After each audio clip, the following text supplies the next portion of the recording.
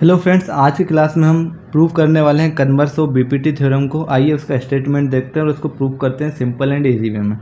Question दिया, if a line divides any two sides of a triangle in the same ratio prove that it is parallel to third side. हमें question में बोला है किसी triangle के कोई एक जो लाइन है डी, यहाँ पर बात कर रहा है वो डी, जो लाइन ए बी और ए सी को क्या कर रही है, सेम रेशियो में डिवाइड कर रही है, तो ये डी पैरेलल होगी बी सी के, ये हमें प्रूव करना है। तो जो हमें गिवन है पहले हम उसको लिख लेते हैं।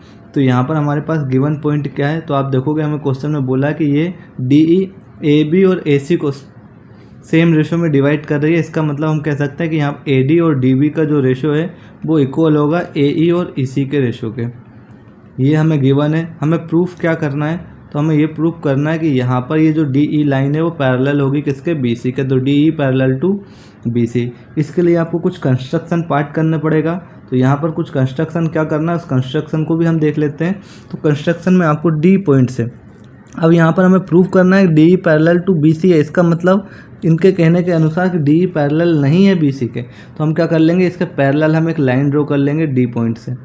यहाँ से हमने क्या करा, डी पॉइंट से एक लाइन ड्रॉ कर ली जो हम बोल रहे हैं कि पैरेलल है बी सी के, है ना। हम एज्यूम कर लेंगे अभी और फिर हम इसको इसी को प्रूफ करेंगे।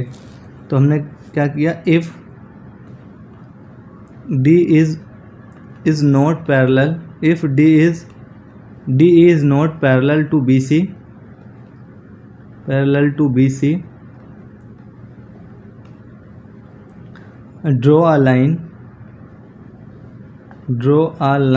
डी एफ, इस पॉइंट को हम एफ नाम दे देंगे।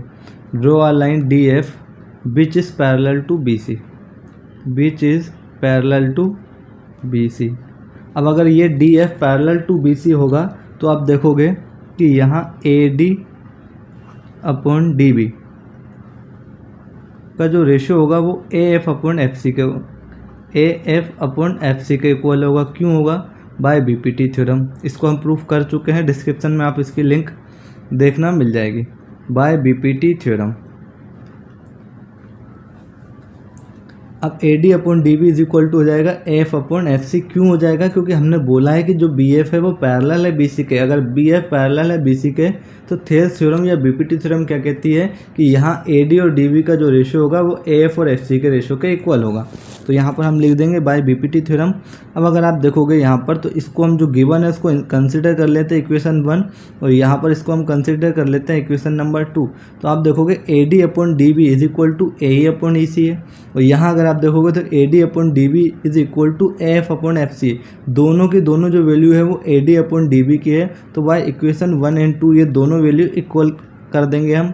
तो बाय इक्वेशन 1 एंड 2, तो बाय इक्वेशन 1 एंड 2 क्या होगा, तो ए ई अपॉन ई सी इक्वल हो जाएगा किसके, A F upon F C के। अब हमें क्या करना है, तो अब हमें इसमें क्या करेंगे, दोनों में +1 ऐड कर देंगे। तो ए ई अपॉन ई सी +1, और यहाँ भी आप क्या करोगे, A F upon F C +1। इसका एलसीएम लेंगे, एलसीएम क्या आएगा, ई सी। आपको इतना आता होगा, मैं थोड़ा सा इसको डायरेक्ट कर रहा हूँ। तो ये हो जाएगा A E plus E C divide by E C, और राइट हैंड साइड में आपके पास हो जाएगा A F plus F C divide by F C.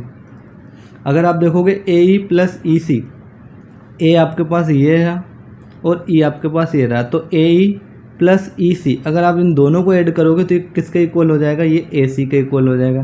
तो यहाँ आ जाएगा A C upon E C is equal to A F plus F C.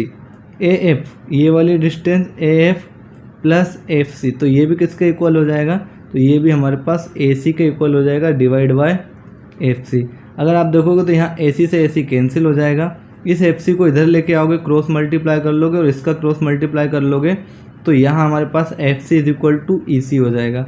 F C is equal to E C, इसका मतलब यहाँ देखो ये जो एफ है और ये जो सी है, इसके बीच की जो डिस्टेंस है एफ सी और ई सी ये इक्वल है।